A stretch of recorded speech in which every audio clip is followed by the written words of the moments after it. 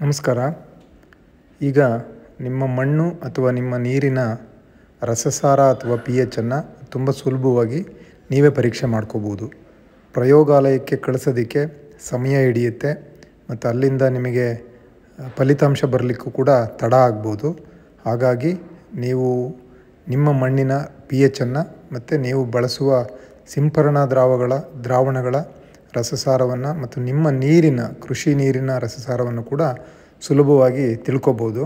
ಅದಕ್ಕಾಗಿ ಈ ಸಣ್ಣ ಉಪಕರಣ hand held P H meter ಏನಿದೆ, ಇದನ್ನು ಬಳಸ್ಕೊಂಡ್ರೆ ತುಂಬ ಸುಲಭವಾಗಿ ತುಂಬ ಬೇಗವಾಗಿ ನೀವೇ ಪರೀಕ್ಷೆ ಮಾಡ್ಕೋಬೋದು.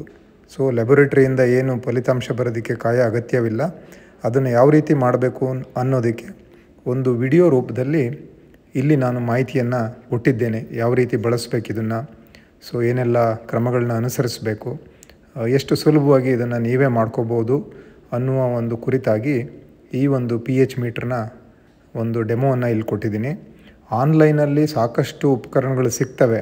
ಅವು ನಂಬಿಕೆಗೆ ಅರ್ಹ ಇದೆಯೇ ಇಲ್ಲವೇ ಅನ್ನೋದನ್ನು ಪರೀಕ್ಷೆ ಮಾಡಿಕೊಂಡು ತರಿಸ್ಕೋಬೇಕಾಗತ್ತೆ. ನಮ್ಮ ಕೃಷಿಕರಿಗೆ ಕಳೆದ 2 ವರ್ಷಗಳಿಂದ ನಾವೇ ಇವನ್ನು ಒಳ್ಳೆಯ ಗುಣಮಟ್ಟ ಇರತಕ್ಕಂತಹ ಉಪಕರಣಗಳನ್ನು ಈಗಾಗಲೇ ತರಿಸಿಕೊಡ್ತಾಯಿದ್ದೀವಿ.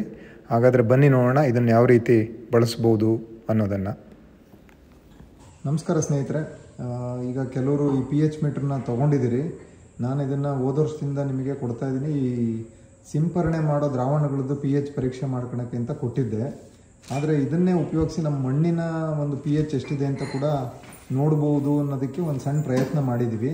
ಸೊ ಅದ್ರ ಪ್ರೊಸೀಜರ್ ನಿಮಗೆ ಹೇಳ್ತಾ ಹೋಗ್ತೀನಿ, ಫಾಲೋ ಮಾಡಬೇಕು. ಸೊ ಮೊದಲು ನೋಡಿ, ಸಾಯಿಲ್ ಬಂದಿದೆ ಯಾರ್ದೋ ರೈತರದ್ದು. ಸೊ ಮಣ್ಣಿನ ಸ್ಯಾಂಪಲ್ ಬಂದಿದೆ. ಈ ಮಣ್ಣನ್ನು ನೀಟಾಗಿ ಕಲ್ಲು ಗಿಲ್ಲು ಏನೂ ಇಲ್ದಂಗೆ ನೀವು ತೊಗೊಂಡಿರ್ತಿರಲ್ಲ, ಮಾದರಿ ತೆಗೆದಿರ್ತಿರಲ್ಲ, ಅದನ್ನೇ ಸ್ವಲ್ಪನ ನುಣ್ಣಗೆ ಪುಡಿ ಮಾಡ್ಕೋಬೇಕು. ತೇವ ಇರಬಾರ್ದು, ಪೌಡ್ರ್ ರೀತಿಯಲ್ಲಿ ಇರಬೇಕು. ಆ ಥರ ಪೌಡ್ರ್ ಮಾಡಿಕೊಂಡು ಇದನ್ನು ನೀವು 20 ಗ್ರಾಮ್ ತೊಗೋಬೇಕು. 20 ಗ್ರಾಮ್ ಮಣ್ಣು ತೊಗೋಬೇಕು, ತೂಕ ಮಾಡ್ಕೋಬೇಕು. 20 ಗ್ರಾಮು ಏನು 20 ಅಂದರೆ ಚಿನ್ನ ತೂಗದಂಗೆ ತೂಗಬೇಕು ಅಂತಿಲ್ಲ. ಒಂದು ಸ್ವಲ್ಪ ತುಂಬ ವೇರಿಯೇಷನ್ ಕಡಿಮೆ ಇರೋಂಗೆ ನೀವು ತೂಕ ಮಾಡ್ಕೋಬೇಕು. ಒಂದು 20 ಗ್ರಾಮು ರಫಾಗಿ ತೊಗೊಳ್ಳಿ. ಸೊ ತೊಗೊಂಡ್ಮೇಲೆ ಅದನ್ನು ಈ ಥರ ಒಂದು ಬೀಕರಿಗೆ ಹಾಕ್ಕೋಬೇಕು.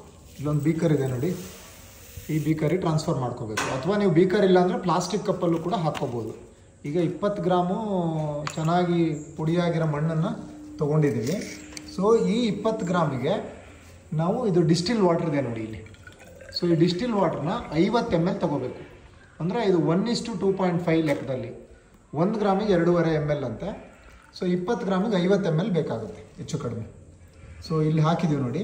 ಈ ತೊಗೊಂಡ್ಮೇಲೆ ಇದನ್ನು ಈ ಗಾಜಿಂದು ಒಂದು ರಾಡ್ ಬರುತ್ತೆ, ಅದರಲ್ಲಿ ಈ ಥರ ನೀವು ಮಿಕ್ಸ್ ಮಾಡಬೇಕು ಚೆನ್ನಾಗಿ. ಸೊ ಈ ಥರ ನೀವು ಒಂದು 5 ನಿಮಿಷ ಸ್ಟರ್ ಮಾಡಬೇಕು, ಸುಮ್ಮನೆ ಬಿಡಬೇಕು. ಒಂದು 10 ನಿಮಿಷ ಬಿಟ್ಟು ಮತ್ತೆ ಸ್ಟರ್ ಮಾಡಬೇಕು, ಸುಮ್ಮನೆ ಬಿಡಬೇಕು. ಹಿಂಗೆ ಒಂದು 35ರಿಂದ 40 ನಿಮಿಷ ಮಾಡ್ಕೋಬೇಕು ಇದನ್ನ. ಸೊ ಆವಾಗ ಸೆಟ್ಲಾಗುತ್ತೆ ಸಾಯಿಲ್. ಸೊ ಚೆನ್ನಾಗಿ ರಿಯಾಕ್ಟ್ ಆಗಬೇಕು, ಆ ನೀರಲ್ಲಿ ಎಲ್ಲ ಕರಗಬೇಕು. ಅದು ಸ್ವಲ್ಪ ಗಟ್ಟಿ ಇರೋದೆಲ್ಲ ಕೆಳಗೆ ಸೆಟ್ಲಾಗುತ್ತೆ, ಇನ್ನು ತಿಳಿ ಇರೋದೆಲ್ಲ ಮೇಲ್ಗಡೆ ಇರುತ್ತೆ. ನೋಡಿ, ನಮ್ಮ ಲ್ಯಾಬಲ್ಲಿ ಇದು ಪಿ ಎಚ್ ಮೀಟ್ರ್ ಏನಿದೆಯಲ್ಲ, ಇದು table top P H meter ಅಂತೀವಿ. ಇದು 65ರಿಂದ 70 ಸಾವಿರ ಆಗುತ್ತೆ, ಒಳ್ಳೆ ಕಂಪ್ನಿದು. ಅದು ಬೇಡ ಅಂತ ನಾನು ನಿಮಗೆ ಈ ಚಿಕ್ಕ ಪಿ ಎಚ್ ಮೀಟ್ರ್ ಕೊಡ್ತಾ ಇದ್ದೀವಿ. ಸೊ ಈಗ ಇದರಲ್ಲೂ ಮೆಷರ್ ಮಾಡೋಣ, ಇದರಲ್ಲೂ ಮೆಷರ್ ಮಾಡೋಣ. ಅಂದರೆ ನೀವು ಅದು ತಯಾರು ಮಾಡ್ಕೊಂಡ್ಮೇಲೆ ಅರ್ಧ ಗಂಟೆ ಮಿನಿಮಮ್ 30-35 ನಿಮಿಷ ಅದು ಸೆಟ್ಲಾಗಕ್ಕೆ ಬಿಟ್ಟಿರಬೇಕು. ನೀವು ಮಧ್ಯೆ ಸ್ಟರ್ ಮಾಡ್ತಾ ಇರಬೇಕು. ಅರ್ಧ ಗಂಟೆ ಸೆಟ್ಲಾಗಿ ಬಿಟ್ಟಿರ್ತಿರಲ್ಲ, ಈ ಪಿ ಎಚ್ ನೋಡೋಕ್ಕೆ ಮುಂಚೆ ಮತ್ತೆ ಕ್ಲೀನಾಗಿ ಸ್ಟರ್ ಮಾಡಬೇಕು ಈ ಸೊಲ್ಯೂಷನ್ನ. ಮಣ್ಣು ಮತ್ತು ಏನು ಡಿಸ್ಟಿಲ್ ವಾಟರ್ ಹಾಕಿರ್ತಿರಲ್ಲ, ನಿಮಗೆ ಡಿಸ್ಟಿಲ್ ವಾಟರ್ ಸಿಗುತ್ತೆ ನಿಮ್ಮ ತಾಲೂಕು ಸೆಂಟರ್ಗಳಲ್ಲೇ ಸಿಗ್ತವೆ, ಏನು ತೊಂದರೆ ಇಲ್ಲ, ತೊಗೋಬೋದು. ಕ್ಲೀನಾಗೆ ಸ್ಟರ್ ಮಾಡೋದು. ಆಮೇಲೆ ನೀವು ಈ ಪಿ ಎಚ್ ಮೀಟ್ರಲ್ಲಿ ನೋಡ್ತಿರಲ್ಲ, ನೋಡೋಕ್ಕೆ ಮುಂಚೆ ಈ ಪಿ ಎಚ್ ಮೀಟ್ರನ್ನು ಸ್ವಲ್ಪ ಡಿಸ್ಟಿಲ್ ವಾಟ್ರಲ್ಲಿ ವಾಶ್ ಮಾಡ್ಕೋಬೇಕು. ಇಲ್ಲೇನು ಪ್ರೋಬ್ ಇರುತ್ತಲ್ಲ ಒಳಗಡೆ, ಅದಕ್ಕೆ ಮಣ್ಣು ಗಿಣ್ಣು ಏನು ಅಂಟ್ಕೊಂಡಿರಬಾರ್ದು. ಯಾಕೆಂದರೆ ನೀವು ಲಾಸ್ಟು ಬೇರೆದು ನೋಡಿರ್ತೀರಿ, ಅಕಸ್ಮಾತ್ ತೊಳೆದಂಗೆ ಇಟ್ಟಿರ್ತೀರಿ ಅದನ್ನ.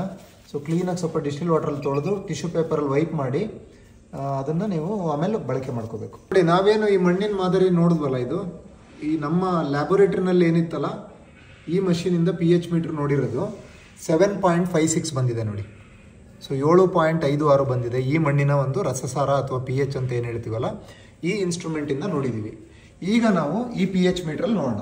ಈಗ ನಮ್ಮದೇನು ಇದು hand held P H meter ನಿಮಗೆ ಕೊಟ್ಟಿದ್ದೀನಲ್ಲ ಅಥವಾ ಕೊಡ್ತಾ ಇದ್ದೀನಲ್ಲ, ಇದರಿಂದ ನೋಡೋಣ. ಈಗ ಇದು ನೀವು ಹಿಂಗೆ ಇಟ್ಟ ತಕ್ಷಣವೇ ರೀಡಿಂಗನ್ನು ಫೈನಲ್ ಅಂತ ಬರ್ಕೋಬಾರ್ದು.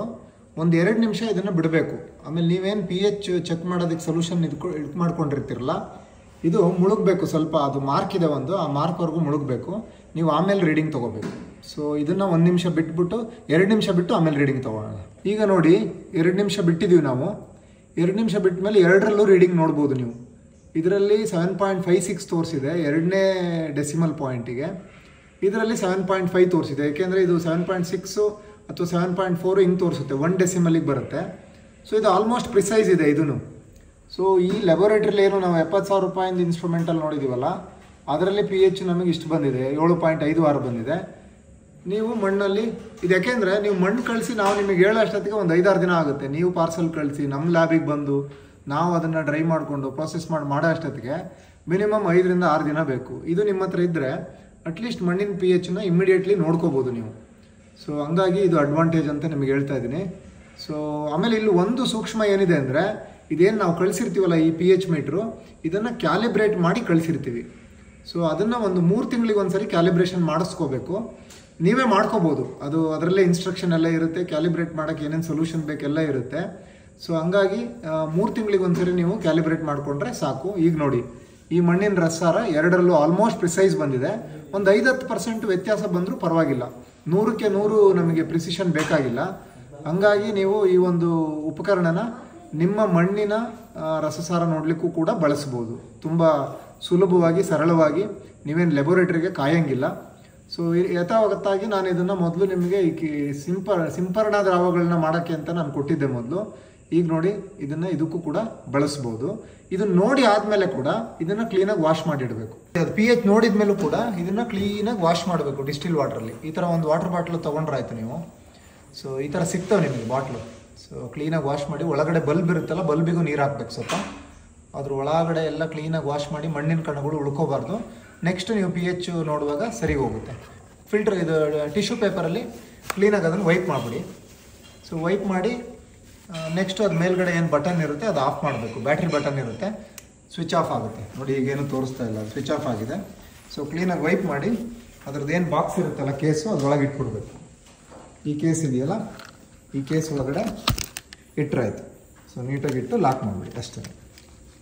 ಸೊ ಇವರು ಚೇತನ್ ಅಂತ ನಮ್ಮ ಲ್ಯಾಬಿಗೆ ಏನು ಮಣ್ಣು ಕಳಿಸ್ತಿರಲ್ಲ ನೀವು, ಮಣ್ಣಾಗಲಿ ನೀರಾಗಲಿ ಅಥವಾ ಸಸ್ಯಗಳ ಎಲೆಗಳನ್ನಾಗಲಿ, ಇವರೇ ವಿಶ್ಲೇಷಣೆ ಮಾಡೋ ನಮ್ಮ ಟೆಕ್ನಿಕಲ್ ಸ್ಟಾಫ್ ಚೇತನ್ ಅಂತ.